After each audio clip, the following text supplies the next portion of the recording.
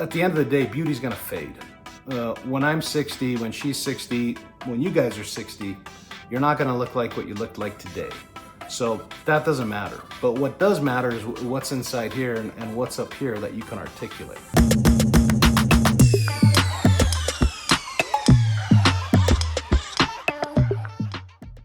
Carly did a video a while back, and her video was what it's like to date an older guy.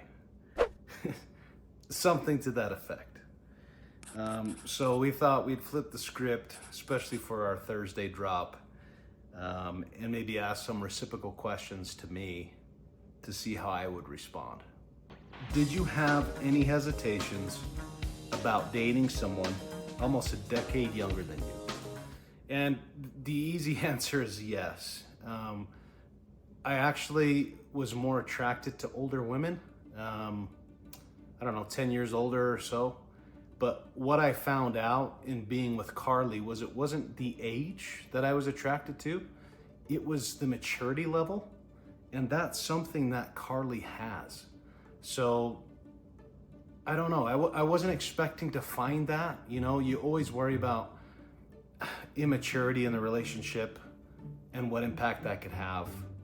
And for me, it doesn't really matter. Like, that doesn't come into play. Luckily for me, Carly is a very, very mature adult. What surprised you most about dating someone younger than you? I don't know that there was any one thing that was surprising in dating someone younger than me, because I don't think that it's fair to kind of stereotype everyone into, if you are younger, these are the qualities that you might have. I think what I found is a unicorn. And that's not me trying to be sweet or nice or whatever to Carly. I'm being dead serious. She in and of herself is very thoughtful, very loving, very caring, very mature, like what you just heard me say in the previous question. She's always there for you, always. Whatever you could want.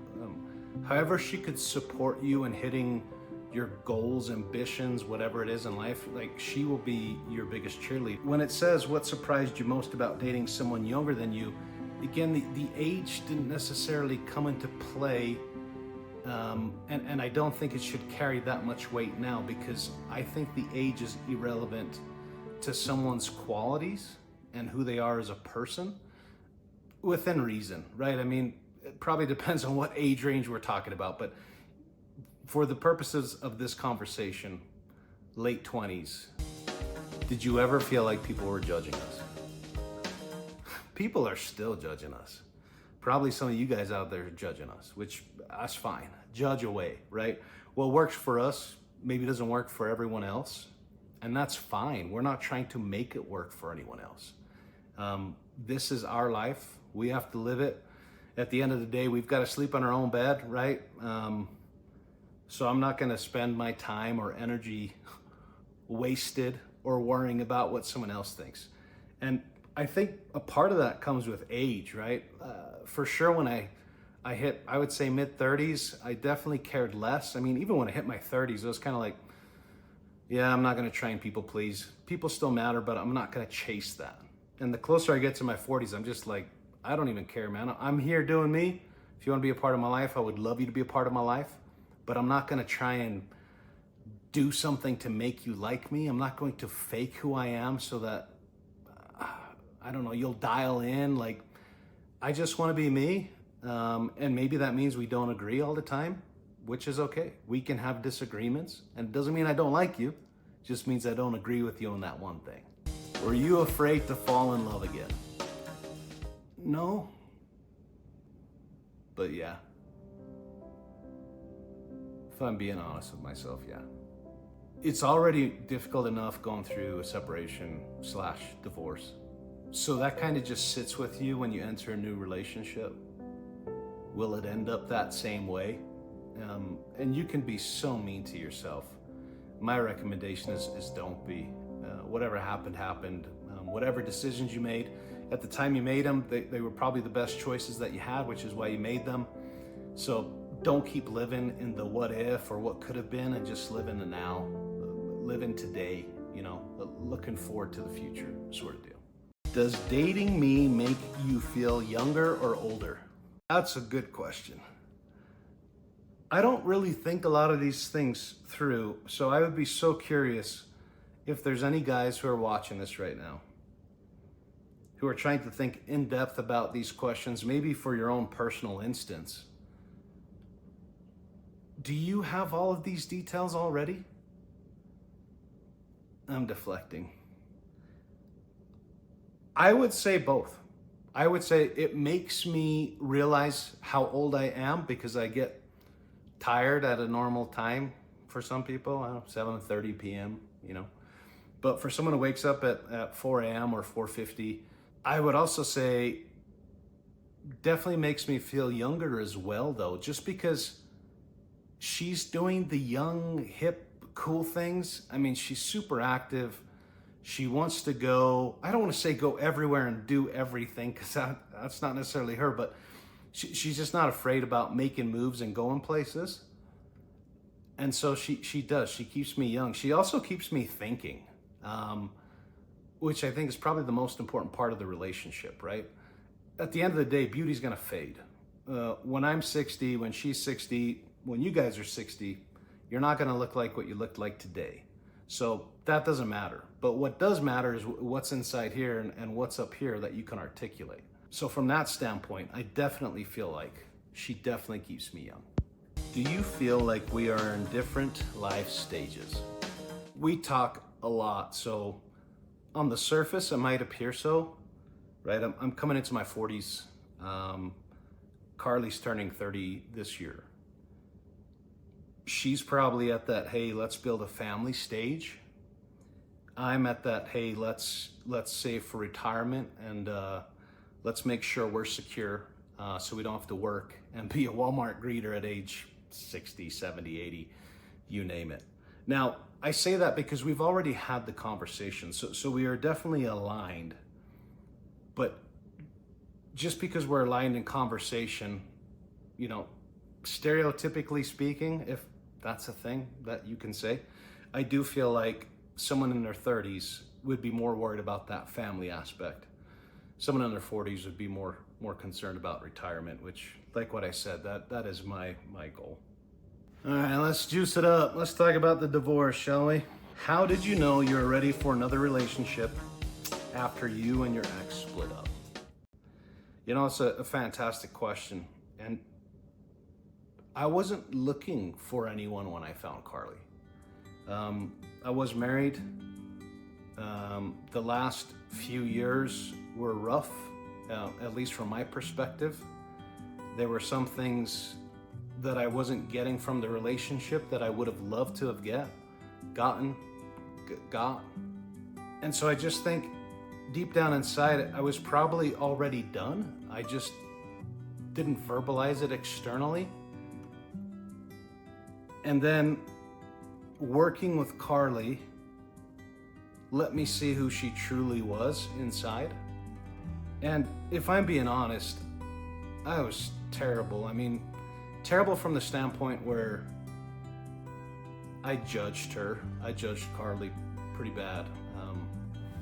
I just didn't give her a fair shake, I was thinking, hey, here's this young gal in an office setting,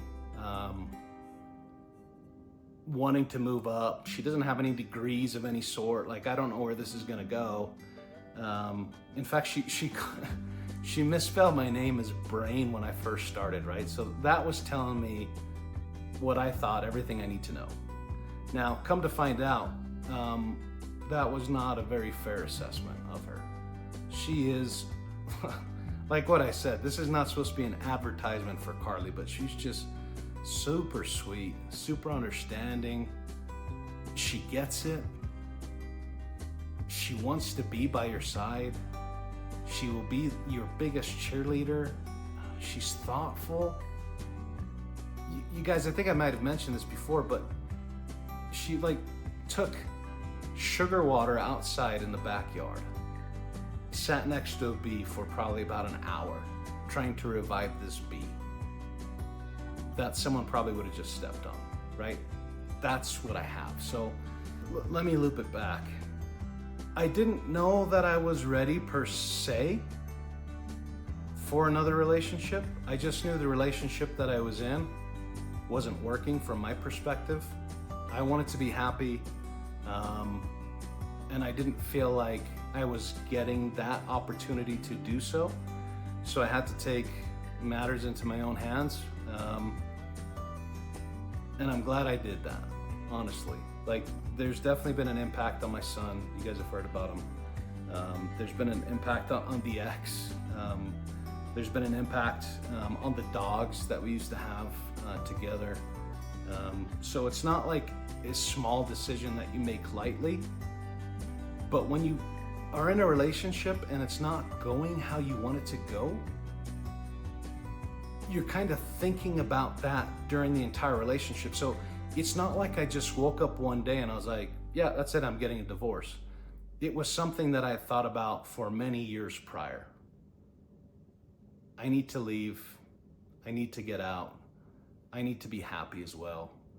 I need to live with someone that will love me and appreciate me for who I am, who will allow me to be vulnerable, but still the big, goofy dude. Someone who I could say, hey, I want to be an astronaut. I could tell them that tomorrow, and they go, okay, what's the first step? You know, instead of someone going, yeah, you're too old for that. I mean, the true answer is, I didn't know that I was ready, but I just knew what I was in was not going to work long term. We had different visions on where we wanted to be in 5, 10, 15, 20 years. Dating as a dad. Were you nervous to introduce me to your son? Yes, I was so nervous to introduce Carly to Bentley. A couple reasons.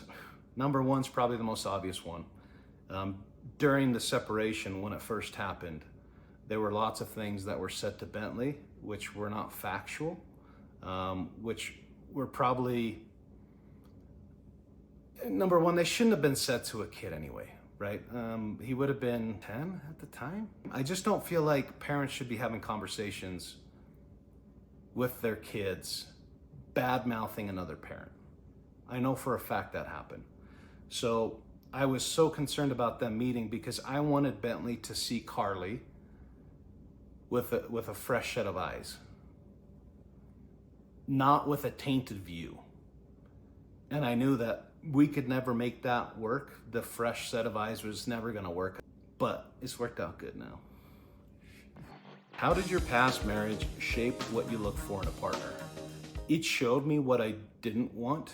And so when I was having conversations with Carly, I was very upfront. I said, I don't want to play games with you. I'm going to put all my cards out on the table. This is what they are. Would love to have you on board, but if you don't want to come on board, fully understand. That wasn't the full conversation, but it was the gist of it, right? I just wanted to be super open and upfront because I had seen over the last 14 years of being married what worked well and what didn't work well, what we fought over, what we didn't fight over. And I just wanted to make sure that I wasn't taking any of the items which made the first marriage fail and then putting them into the second marriage. Now, not saying it's super easy to make that stuff go away, but I will be the first to admit it takes two to tango. So I know it's not all her. I know some of that is me. How do you protect your relationship with your kids and your relationship with your partner? This one is such a solid question. I think realizing that there's two lives that are there. I think the best way to protect the relationship with your kids and the relationship with your partner is, again, communication.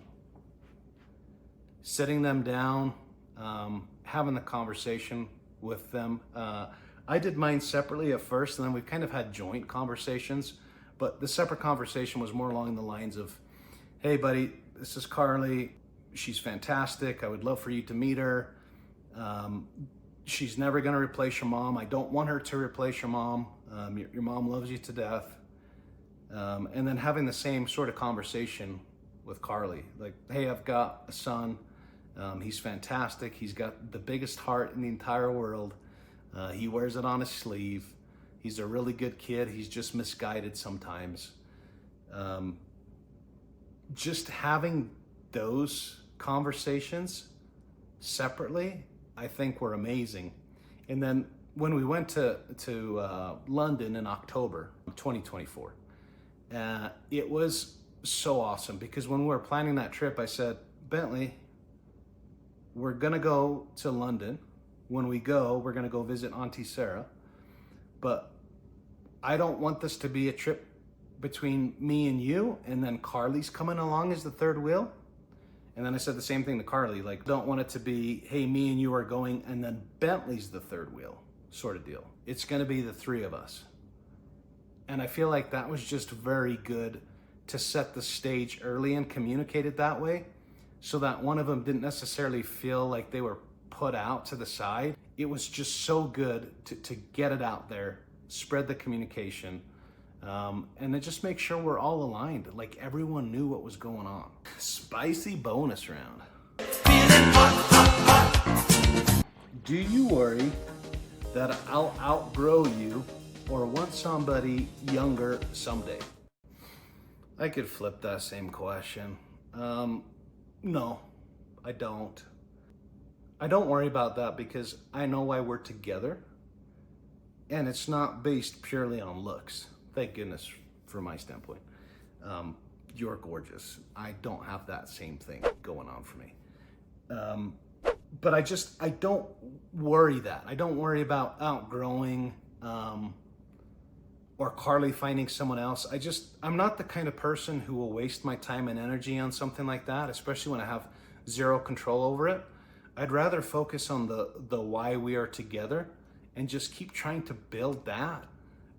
Whether it's through small things like, I don't know, helping her put sheets on the bed or asking her if she wants a tea at the end of the day, right? I mean, she'll make me tea, coffee all day long, food all day long, but it's just about those small things, checking in with her. Like, do you want a tea? Can I make you that? Can I make you a sandwich? You know, I don't know, just small things like that. And I don't ever worry about the outgrow thing. Here's how I'll close this out. If you're a guy and you're in your 30s and you're afraid to date again, I'm gonna say, I hear you. I understand. I'm gonna say that you've got a long time left on this earth, and men pretend like we don't need anything else, or maybe we say we don't want anything else, but we do. We need a woman in our life. We need that soft touch. It's okay to be rugged. It's okay to be a real man's man, greasy hands. You know, I was doing wheel bearings on the Civic over the weekend, changing those out, right? Man card, fantastic. But you've also got to come down from that, and you got to realize that it's okay to show emotion. Otherwise, the fear would be you'll end up having kids. Your kids will grow up and they'll never know how to have interactions with women because you as the man didn't show them that that's okay. It is okay to be loving. Is it okay? Is it okay? It's okay to be loving. It's okay to be respectful. It's okay to be there for your partner. It's okay for you to hug them in public and kiss them and tell them that you love them. If you're in your 30s and you never date again, you'll never experience that. Life is lonely when you're by yourself. So if I were to say anything, brush off whatever it is nowadays, your resume. I don't know what it is. Go to Bumble or whatever the dating app sites are. Maybe try go to a library close by, I don't know. The point is, don't be afraid. I just hope that this is helpful to the men and maybe the women who are watching. You can be in an age gap relationship and not even think about it. The only time I ever think about our age is when someone brings it up. Other than that, I still feel like I'm 21 on the inside, you know? I mean, men might grow older, but we don't mature. At least that's what they say. All right. Well, thanks. Appreciate it, guys. Let me know if you got any other questions. Pop them in the chat below. Would love to answer them.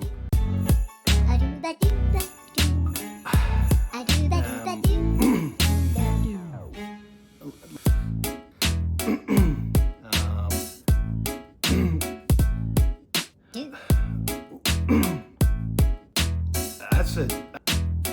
I don't know how to answer that. Yeah, actually, I don't like any. Don't use this one, baby. Don't use that. Okay.